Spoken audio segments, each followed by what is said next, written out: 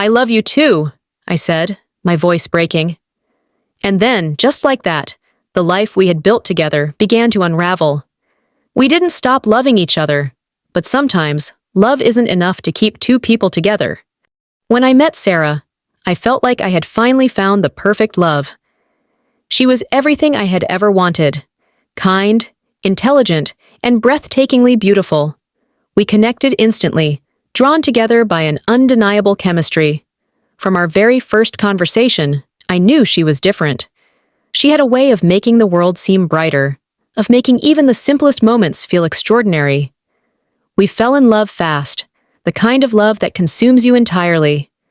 Within a year, we were married, convinced that nothing could ever shake the foundation of what we had built. Our marriage was everything I had hoped for. Mornings filled with whispered conversations in bed, lazy Sundays spent exploring the city, spontaneous road trips that ended in laughter and new memories. We were a team, a partnership that felt unbreakable. We made plans for the future, always assuming we were on the same page. We talked about careers, travel, and, most importantly, the family we would one day start together. The thought of raising children with Sarah, of building a life filled with love and laughter, made me feel complete. For the first few years, everything was perfect. We focused on our careers, saved for our first home, and enjoyed every moment of being together. There was no rush to have kids. We both agreed that we wanted to wait until the time was right. At least, that's what I thought. One evening, after a quiet dinner at home, Sarah brought up something that caught me completely off guard. She hesitated before speaking, her fingers nervously tracing patterns on the table. Then she said the words that would change everything. She didn't want children, not now, not ever. I laughed at first, assuming she was joking. We had always talked about one day, but the way she looked at me, the seriousness in her eyes, made my heart drop. She wasn't joking. She explained that she had been unsure before, that she had tried to convince herself she might want kids someday, but now she knew the truth. She wasn't meant to be a mother. The idea of having children, of giving up the life we had, terrified her.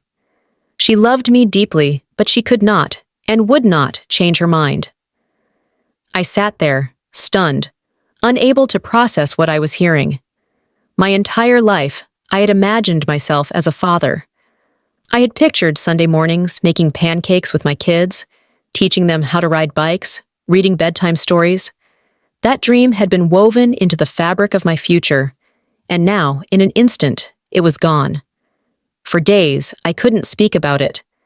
I told myself that love was enough, that I could adjust. But my mind kept replaying our past conversations, all the times we had casually talked about children, about names we liked, about how we would be as parents. Had she always known? Had she lied to me? Or had she truly believed she wanted children until reality set in? The silence between us grew heavier with each passing day. She saw my pain and told me that if I needed to leave, she would understand. She didn't want me to stay and resent her. The thought of leaving her felt unbearable, but so did the thought of giving up my dream of fatherhood. I had never faced such an impossible choice: stay with the love of my life and abandon something I had always longed for, or walk away from the life we had built together. In the end, I chose her.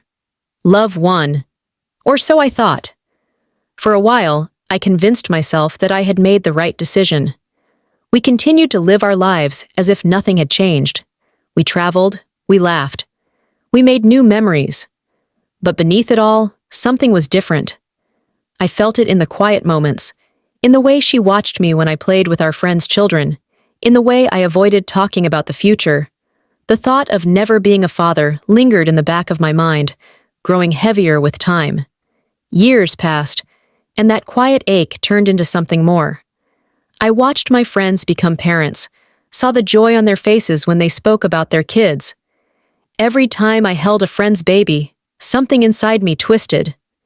I told myself I was fine, that I had chosen love, but deep down, resentment grew. Sarah saw it, even when I tried to hide it. She knew me too well. She started to pull away, afraid of the inevitable truth we were both too scared to say out loud. We had tried so hard to hold on to our love, but the weight of that one choice had changed our marriage forever.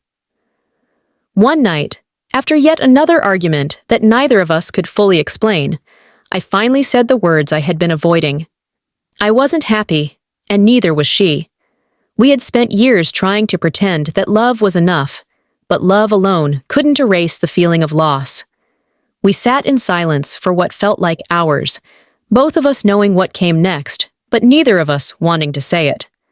Finally, she reached for my hand, her eyes filled with tears. "I love you," she whispered,